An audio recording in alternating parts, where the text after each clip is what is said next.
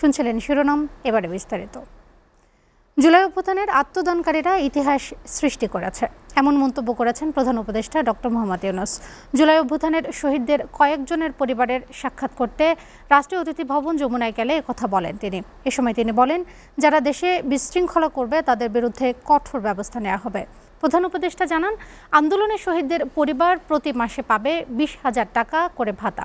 বিভিন্ন ক্যাটাগরিতে আহতদেরও রাষ্ট্রীয়ভাবে দেওয়া হবে অর্থ সহায়তা। নুরুদ্দিন খানের প্রতিবেদন। জুলাই গণ অভ্যুত্থানে শহীদ পরিবার এবং আহতদের আর্থিক সহায়তা দেয়া শুরু করেছে সরকার। সোমবার প্রধান উপদেষ্টার তেজগাঁও কার্যালয়ে 21 শহীদ পরিবার এবং 7 আহতকে চেক হস্তান্তরের মধ্য দিয়ে এ কার্যক্রম শুরু করেন অধ্যাপক ডক্টর মোহাম্মদ ইউনূস।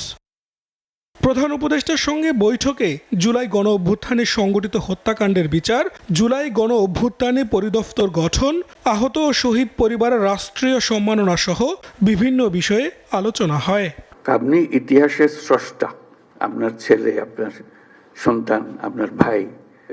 বিগত সরকারের লোক এখনো বিভিন্ন মহলে আছে উল্লেখ করে শহীদ পরিবারের সঙ্গে সরকারের চলমান কার্যক্রম তুলে ধরার পাশাপাশি ভবিষ্যৎ পরিকল্পনার কথা তুলে ধরেন প্রধান উপদেষ্টা।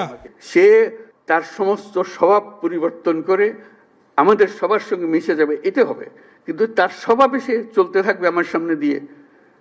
আর আমি বলবো আমি নতুন বাংলাদেশ করে ফেলেছি, হলো না। এই দেশ আমরা একসঙ্গে করি, যেই দেশের স্বপ্ন আমরা দেখতেছি, তোমরাই স্বপ্ন দেখে, তো এই দেশ আমার একার না, তোমারও এই দেশ। প্রধান উপদেষ্টা আশ্বস্ত করেন, জুলাই হত্যাকাণ্ডে যারা জড়িত তাদের বিচার করা হবে। তোমরা বিচারের কথা বলেছো অনেক সময়, বিচার তো হবে, বিচারের কাজ সরকারের দায়িত্ব বিচার করা।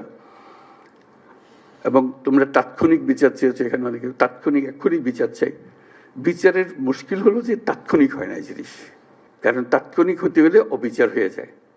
বিচারের মূল জিনিসটা হলো এটা সুবিচার হতে হবে, যথেষ্ট সাক্ষী প্রমাণ সহ, অবিচার যেন না হয়। আমরা অবিচারের বিরুদ্ধে দাঁড়িয়েছিলাম বলেই আজকে এই সংগ্রাম হয়েছে, এই আত্মত্যাগ হয়েছে। সামনে আরো অনেক কিছু হতে পারে এমন শঙ্কা জানিয়ে সবাইকে সতর্ক থাকারও আহ্বান জানান ডক্টর মোহাম্মদ ইউনূস। সম্প্রতি যেসব ঘটনা ঘটলো তোমাদের চোখের সামনে হলো, এটা একবার না, আরো সামনে আরো বহু রকমের ঘটনা ঘটবে, কারণ ওরা তো ছাড়তেছে না তাদের। নুরুদ্দিন খান, এসআরটিভি, ঢাকা।